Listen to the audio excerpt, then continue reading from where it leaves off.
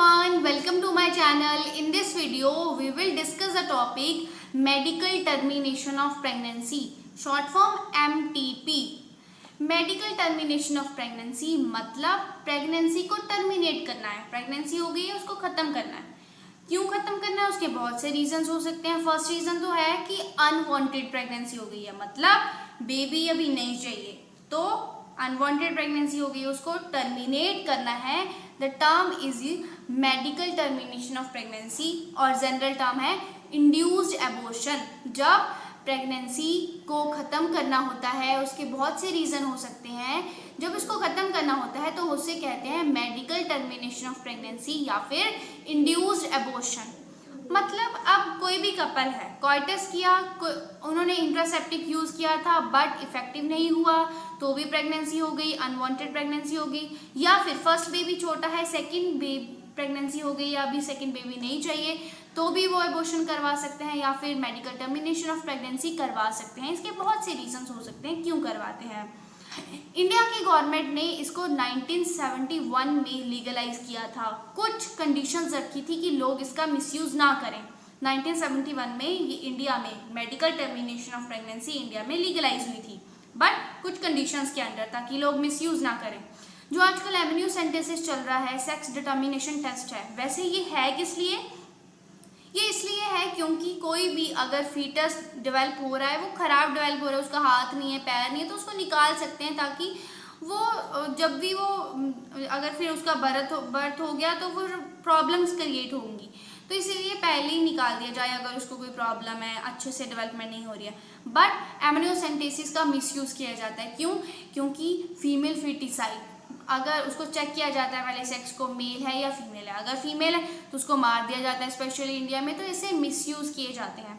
जो ये medical termination of pregnancy है, अगर किसी ने ये करवाना है तो इसका जो सूटेबल टाइम है that is first trimester. First trimester मतलब 12 weeks.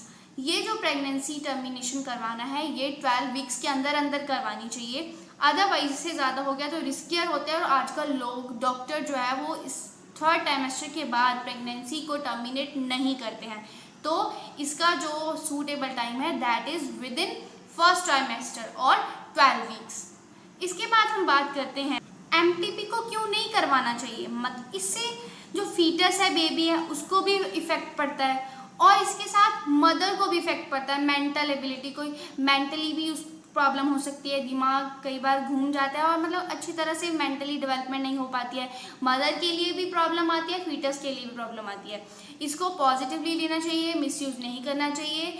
Medical termination of pregnancy, this was all about medical termination of pregnancy. Now let's talk about venereal disease, that is sexual transmitted disease. मतलब कोई भी sexual transmitted disease है, उनके cure, कौन सी diseases हैं, उनका क्या ट्रीटमेंट है, और कौन सी ऐसी disease है जिनका कोई भी ट्रीटमेंट नहीं है पूरी दुनिया में। आओ उसके बारे में बात करते हैं। Very important topic it is sexual transmitted disease. Gonorrhoea, syphilis, chlamydiasis, hepatitis B, genital herpes, genital warts, trichomoniasis, HIV, these all are sexually transmitted diseases. These are very very dangerous diseases. इसमें से hepatitis B और HIV जो diseases हैं, ये infected कोई भी human है, अगर उसका हम कोई भी कुछ भी यूज़ करें, जैसे उसका ब्लड यूज़ कर रहे हैं, उसका कोई भी सर्जिकल इंस्ट्रूमेंट यूज़ कर रहे हैं, तो ये ट्रांसमिट हो सकती है एक पर्सन से दूसरे पर्सन में। कैसे? कोई भी इंस्ट्रूमेंट यूज़ करके, उसका ब्लड ट्रांसफ्यूजन करके। हेपेटाइटिस B और HIV जो है वो एक पर्सन से दूसरे पर्सन में ट्रांसमिट हो सकती हैं। और हेपेटाइटिस B, जेनिटल हर्प्स और HIV, इन तीनों का पूरी दुनिया में आज तक कोई भी इलाज नहीं है। हेपेटाइटिस B, HIV और जेनिटल हर्प्स, इनका कोई भी ट्रीटमेंट नहीं है, सिर्फ prevention is one of the treatment.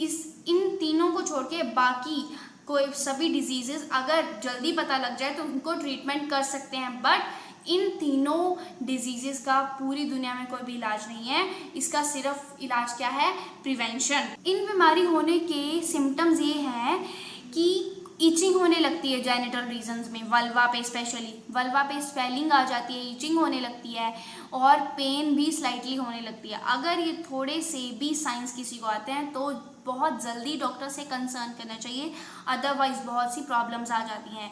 कई बार वजाइना में कॉन्ट्रैक्शंस होने लगती हैं ड्यूरिंग मेंस्ट्रुएशन, तो वो भी मेडिसिन ले लेनी चाहिए, नहीं तो ये डेंजरस साबित हो सकता है बाद में। ये जो डिजीजेज है ये सबके लिए वनरेबल है, सबके लिए डेंजरस है, बट 15 to 24 एज के ग्रुप के लोग बहुत ज़्यादा इससे इफेक्टेड होते हैं, उनके लिए ज़्यादा डेंजरस है 15 से लेकर 24 एज ग्रुप के लोग।